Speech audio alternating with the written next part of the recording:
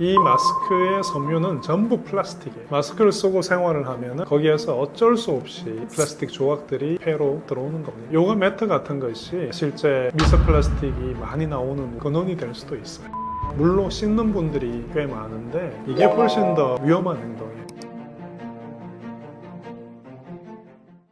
이런 영상을 찍으면 소위 어그로를 끌기 위해서 썸네일에 화학자가 뭐 냉동밥을 절대 먹지 않는 이유 이런 식으로 이제 나오긴 하는데 실제 냉동밥을 드셔도 되는데 밥을 이제 냉동을 할 때 되도록이면 플라스틱 용기에 하지 마시라는 거죠. 많은 분들이 밥을 작은 플라스틱 용기에 담고 소분을 하지 않습니까? 그 다음에 이 플라스틱 용기를 전자레인지에 넣고 그냥 데우는데 그 과정 속에서 플라스틱들이 많이 떨어져 나와요. 되도록이면 유리 용기 같은 데다가 밥을 보관을 하시고 데울 때도 유리 용기에서 데우신다면은 저는 거기에 대해서는 아무런 불만이 없습니다. 플라스틱에 내가 먹는 음식을 되도록 닿지 않게 하는 것. 그리고 이제 플라스틱 중에서도 다회 용기는 괜찮은 경우가 꽤 많이 있어요. 플라스틱 용기가 재질이 좀 단단해서 거기에서 미세 플라스틱이 잘 떨어져 나오지 않는 재질이라고 한다면 사용해도 되는데, 하지만 그런 용기라고 하더라도 낮은 온도와 높은 온도를 너무 왔다 갔다 하는 것은 좋지 않다, 이렇게 제가 말씀드리고 싶고요. 실제로 우리가 건강해지기 위해서 집에서 이제 요가 매트 같은 걸 두고 거기서 운동도 하고 그러지 않습니까? 요가 매트 같은 것이 실제 미세 플라스틱이 많이 나오는 근원이 될 수도 있어요. 오랫동안 사용하면은 재질이 약해지고 거기에서 이제 먼지가 생기고 우리가 공기로 흡입을 하게 되면 그것을 통해서 또 미세 플라스틱 많이 들어오고요. 코로나 시절에 우리가 마스크 쓰는 습관을 아직도 계속 갖고 계신 분들이 많이 있는데, 우리가 일반적으로 쓰는 이 마스크는 전부 플라스틱으로 만든 겁니다. 플라스틱을 녹여가지고 그걸 이제 바람을 불어주면 실이 만들어져요. 그 다음에 이 실을 뿌려서 부직포를 만들어서 마스크를 만드는데, 이 마스크의 섬유는 전부 플라스틱이에요. 마스크를 쓰고 생활을 하면은 거기에서 어쩔 수 없이 플라스틱 조각들이 폐로 들어오는 겁니다. 꼭 필요한 경우가 아니라면은 마스크를 쓰지 않는 것이 좋겠습니다.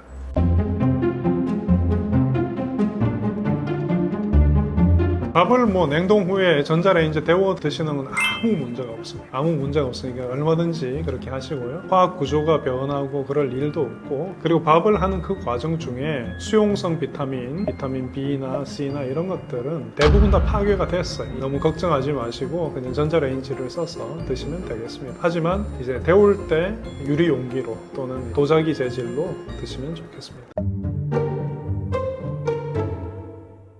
우리가 음식을 오랫동안 보관하기 위해서 냉장고를 많이 쓰죠. 많이 쓰는데 실제 냉장고의 온도가 4도 미만, 이 정도 온도가 오랫동안 유지가 되면 실제는 미생물이 자라는 속도가 좀 느려집니다. 여기서 이제 우리가 기억을 해야 되는 것은 미생물이 자라는 속도가 느려진다는 것이 자라지 않는다는 뜻이 아닙니다. 뭐 4도보다 좀 더 높은 온도가 되어버린다고 한다면은 실제 굉장히 빨리 미생물이 증식을 하죠. 예를 들자면 우유를 사서 우유 뚜껑을 열고 우리가 보관을 합니다. 그것이 설령 멸균유라고 그러죠. 먼 나라에서 온 그 멸균유 같은 경우에는 세균을 하나도 없이 다 죽인 그런 상태지만 이제 뚜껑을 딱 여는 순간 그때부터는 우리 주변에 있는 세균이 얼마든지 들어갈 수가 있어요. 역시 또 젊은 분들이 멸균유를 사면 뭐 상하지 않는다 이런 생각을 많이 하시고 그걸 사서 냉장고에 보관 안 하고 뭐 밖에 보관하는 그런 경우도 있고, 그런데 그건 굉장히 위험한 행동이고, 냉장고에 보관을 하더라도 온도가 4도보다 높아진다 그러면은 일주일, 2주일 이렇게 시간을 오랫동안 두시면 안 돼요. 빨리 소비를 하는 것이 맞고요. 냉장고 속에서 이제 세균이 살 수 있다는 것을 잘 이해를 하시면은 그때부터는 우리가 음식을 보관할 때 좀 조심을 하실 것 같은데, 특히 제일 조심해야 되는 것이 갈아 놓은 고기예요. 마트에서 사오는 그런 육류는 사오고 나서 하루 이틀 내에 반드시 소비를 해야 돼요. 고기를 갈아 놓는다는 것은 칼의 날이 고기를 좀 다져 놓는 거잖아요. 그러니까 고기의 표면적이 굉장히 큽니다. 표면적이라는 것은 어떤 표면적이든 간에 거기에는 세균이 붙을 수가 있어요. 이 갈아 놓은 고기를 정말 한번 제가 드리는 말씀이 진짜인지 아닌지 한번 테스트를 해보고 싶으면은 일주일만 냉장고에 갈아 놓은 고기를 한번 두어보세요. 색깔이 갈색이나 심지어 녹색으로 변할 텐데 이때 세균이 굉장히 무서운 일을 할 수가 있어요. 이 세균은 소위 독소를 뿜어내는데 여러분들이 얼굴에 주름이 생겨서 병원에 갔을 때 맞는 보톡스 주사 있지 않습니까? 그게 실제 이 보툴리늄 독소라는 것인데 갈아놓은 고기에서 생기는 이 세균이 그 독소를 만듭니다. 고기를 완전히 익히지 않고 드신다든지 했을 때 배 속에서 이 독소가 작용을 하면 어떻게 되겠어요? 배 속이 멈춰버리겠죠. 아비가 되니까. 그게 바로 햄버거 병입니다. 집에서 갈아놓은 고기나 어떤 육류라도 너무 오랫동안 냉장 보관을 하면 안 되고, 냉동 보관이라면은 밀봉을 철저하게 하신다면은 심지어 몇 개월까지 보관을 할 수도 있겠죠. 냉장 보관하실 때 그런 거 좀 조심하면 될 것 같고요. 또 조심하셔야 될 게 닭고기 같은 것도 밖에서 사온 게 더럽다는 생각을 많이 하시죠. 칼도 닿았고 뭐 밖에 진열해 놨기 때문에. 그래서 집에 와서 이걸 물로 씻는 분들이 꽤 많은데 이게 훨씬 더 위험한 행동이에요. 물로 씻으면 수분이 생기지 않습니까? 고기의 표면에 수분이 있으면 고기에서 녹아나오는 그런 어떤 양분들 그리고 수분, 이게 완벽하죠. 세균들이 잘 살 수 있어요. 식중독에 걸릴 굉장히 위험한 행동이라고 생각하시면 될 것 같고요. 요리를 하기 직전에 씻는 것은 괜찮죠. 하지만 그것을 씻어서 보관을 하는 것은 좋은 방법은 아닙니다. 전자레인지에 대해서 세간에 굉장히 오해가 많습니다. 전자파가 나온다. 이게 굉장히 잘못된 이야기고요. 실제 이 전자레인지에서 발생하는 전자파는 마이크로파인데 전원을 켰을 때만 있는 거고 전원을 끄면 없는 거예요. 마치 우리가 불을 이렇게 켜놓고 스위치를 딱 끄면 불이 꺼지는 않습니까? 똑같은 거예요. 마이크로파는 전원을 올렸을 때만 존재하는 거고 전원을 끄면 없어집니다. 근데 이 마이크로파가 전자기파이기 때문에 교류전기장이 생기는데 이 속에서 교류전자기장이 물분자를 뒤집으면서 물분자가 서로 마찰을 해서 열을 내게 만드는 게 마이크로웨이브인데, 우리가 이제 마이크로웨이브를 보면은 우리가 물을 넣고 끓여보면은 금방 끓죠. 그래서 이 금방 끓는 것을 활용을 할 수가 있어요. 예를 들어서 채소의 경우에요. 채소는 비타민 C도 있고 뭐 비타민 B도 있고 이런 수용성 비타민들이 있는데 이것이 너무 높은 온도에서는 비교적 쉽게 분해가 될 수 있고요. 또 물 속에 녹아 나올 수가 있습니다. 근데 전자레인지 안에서 이제 요리를 하면은 굉장히 빨리 익히고 시간이 짧았기 때문에 비타민 C나 B 같은 것들이 그대로 남아 있을 수가 있어요. 그러니까 예를 들어서 브로콜리를 익혀서 드시겠다. 그러면 전자레인지를 쓰는 것이 찌는 것보다 삶는 것보다 훨씬 좋은 방법입니다.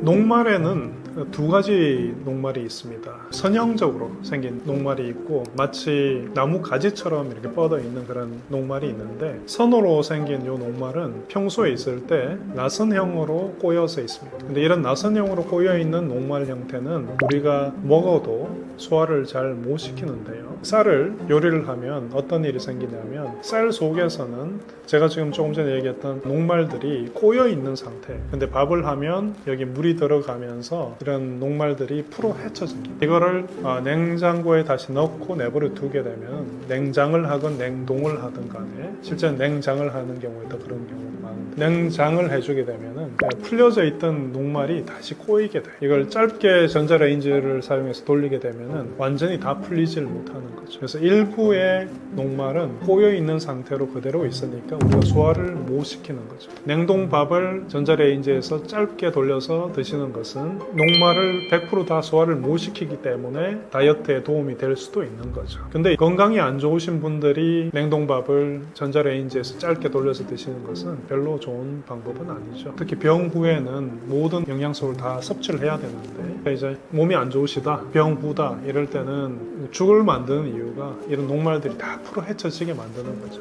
그래서 이제 드시는 거고, 또 재밌는 사실이 하나 있는데, 우리가 먹는 기름 있죠. 기름 중에 코코넛 오일 같은 경우에 이제 포화 지방이 꽤 많이 있는데, 이 포화 지방하고 제가 지금 말씀드린 선형의 그런 녹말이 서로 꼬여요. 지방이 들어가고 그 주변에 녹말이 꼬이는데, 이렇게 된 구조는 우리가 소화를 잘 못 시킵니다. 그래서 밥을 하고 코코넛 오일이나 이런 걸 넣고 볶아서 그 다음에 냉장고에 뒀다가 꺼내서 드시면은 거의 뭐 한 30% 정도? 그 정도는 소화를 못 시키는 게 되는 거죠. 거죠. 그런 것들이 또 다이어트에 도움이 될 수도 있어요. 냉장고에 이제 음식을 보관을 하실 때 잘 상하는 그런 것들, 예를 들어서 밖에서 사온 고기 또는 우유 같은 것도 마찬가지죠. 고기라든지 우유라든지 이런 것들은 4도 미만에서 보관을 해야 돼요. 그래야 이게 세균이 잘 안 살죠. 세균이 생겼을 때 식중독균이 굉장히 독한 놈들이 생기는 그런 음식들의 경우에는 그 온도를 지켜주는 게 굉장히 중요하죠. 그래서 우유 같은 경우는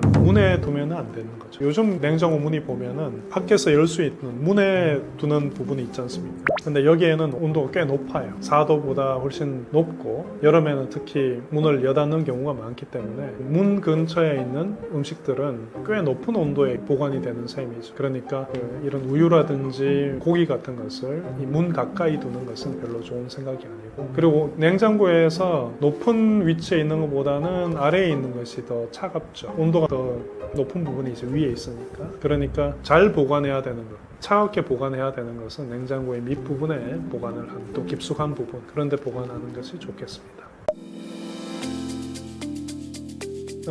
우리가 생활하면서 맞닥뜨리는 여러 가지 문제점들에 대해서 이야기해봤고, 또 그런 문제점들을 어떻게 해결할 수 있을지 그런 것들에 대해서 말씀을 드렸는데요. 생활에서 맞닥뜨리는 문제들은 정말 약간의 과학 지식만 있어도 해결할 수 있는 경우가 많습니다. 화학이다 그러면은 대부분 다 이제 너무 무서워하시잖아요. 독극물이다, 터진다 이런 생각만 하시는데, 그렇게 생각하지만 마시고 화학을 어떻게 하면 생활에 잘 써서 내 생활이 좀 더 편하고 안전할 수 있을까, 이런 것을 좀 더 생각을 해보셨으면 좋겠습니다. 감사합니다.